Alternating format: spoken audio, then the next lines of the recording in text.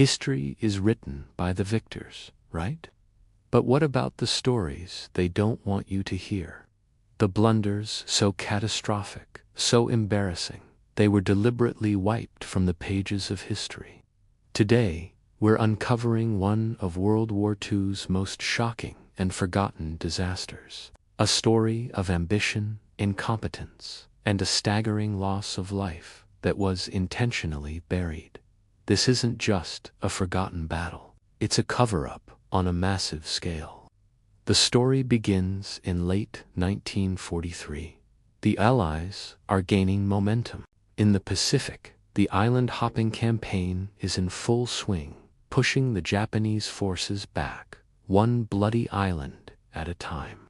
The plan is to secure strategic airfields to launch bombers against the Japanese mainland.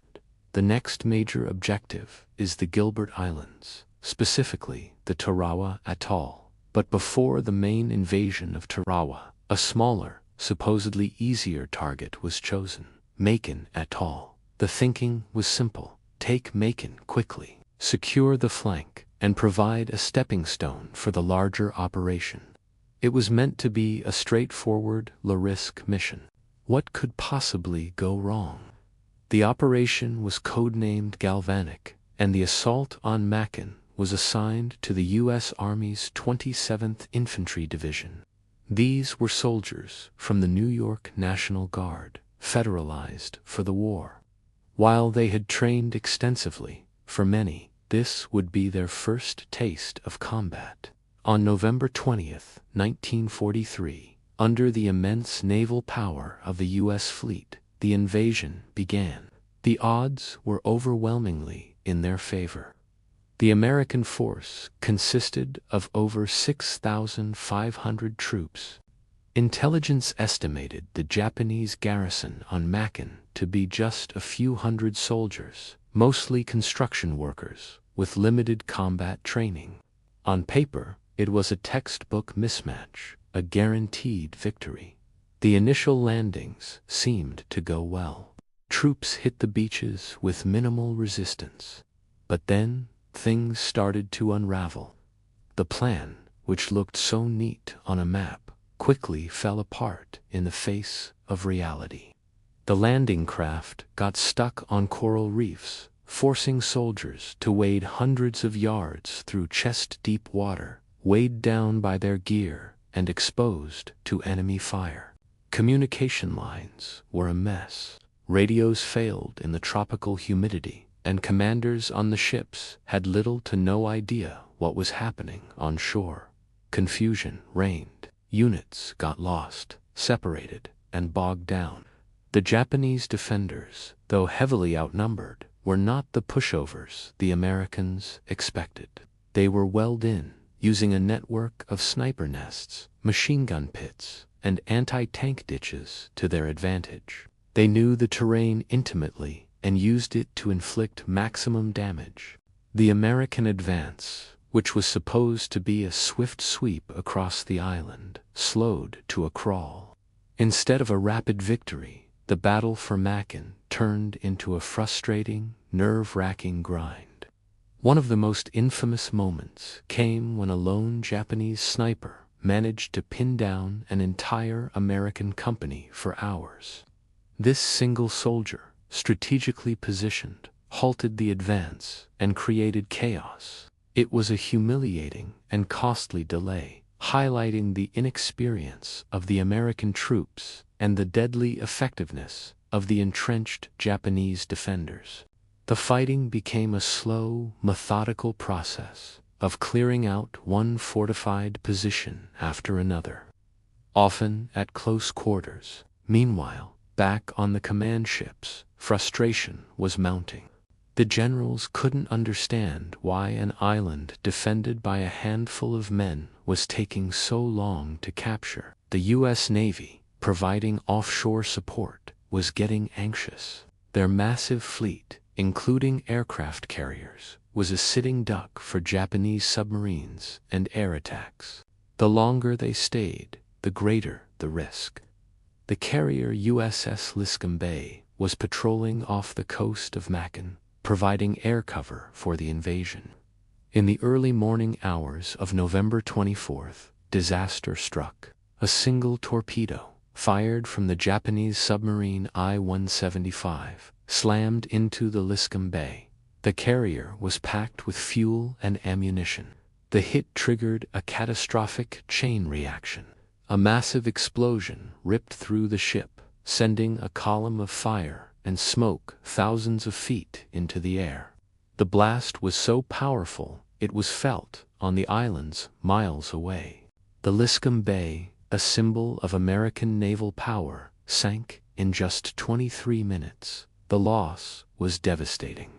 644 sailors and officers went down with the ship, including Rear Admiral Henry Mallenix and the ship's captain. It was one of the deadliest single-ship losses for the U.S. Navy in the entire war. The sinking of the Liscum Bay accounted for the vast majority of American casualties in the entire Macon operation. An operation designed to be a low-risk preliminary had just resulted in a catastrophe. After 3 long days of fighting, Macon Atoll was finally declared secure. The American flag was raised, but the cost was staggering. While only 66 American soldiers were killed on the island itself, the loss of the Liscum Bay brought the total American death toll to over 700. The Japanese garrison of around 300 men fought to the last, with virtually no survivors. So, was it worth it? Militarily, the capture of Macon had almost no strategic value.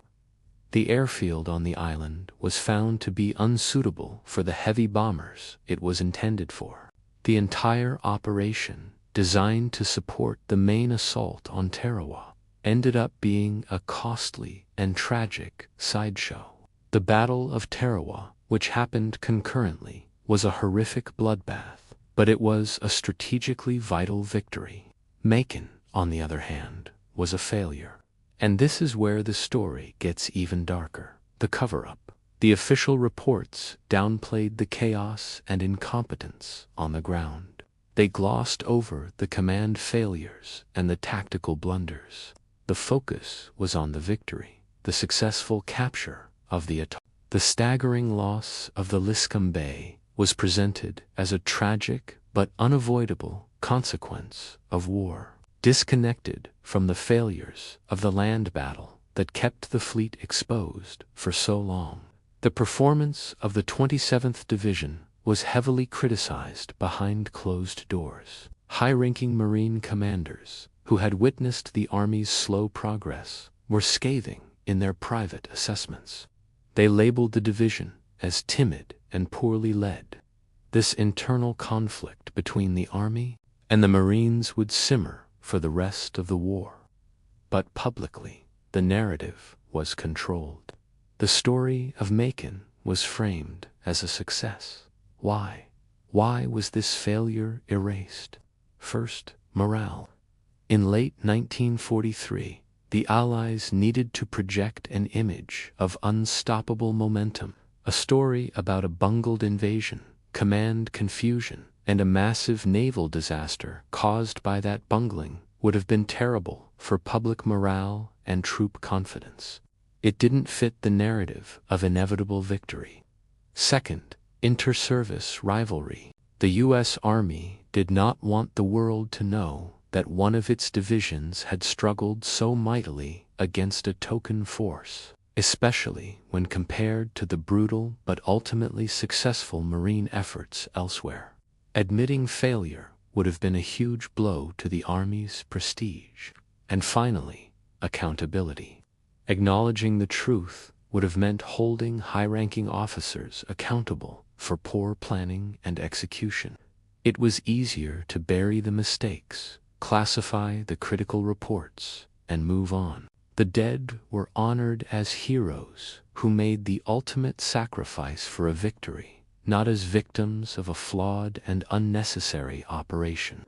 For decades, the true story of Macon remained hidden in classified documents and the memories of the men who were there, while battles like Tarawa, Iwo Jima and Normandy became legendary. Makin faded into obscurity. It was a footnote in the history books, if it was mentioned at all. It became one of the war's forgotten battles, its lessons unlearned, its failures unexamined. This story is a powerful reminder that history is not just a collection of facts. It's a narrative shaped and controlled by those in power. The stories we are told are often simplified, sanitized, and tailored to fit a specific purpose. The messy, embarrassing, and tragic truths are frequently left on the cutting room floor. The failure at Mackinac Atoll and the devastating loss of the USS Liscum Bay serve as a testament to the real cost of war, a cost that goes beyond the official casualty counts and victory declarations. It's a story of human error, of ambition overriding caution, and of how easily the truth can be buried beneath the sands of a forgotten island. Thank you for watching. If you found this story as fascinating and important as we did, make sure to like this video and subscribe to our channel for more hidden histories. Let us know in the comments what other forgotten stories you'd like us to uncover. See you next time.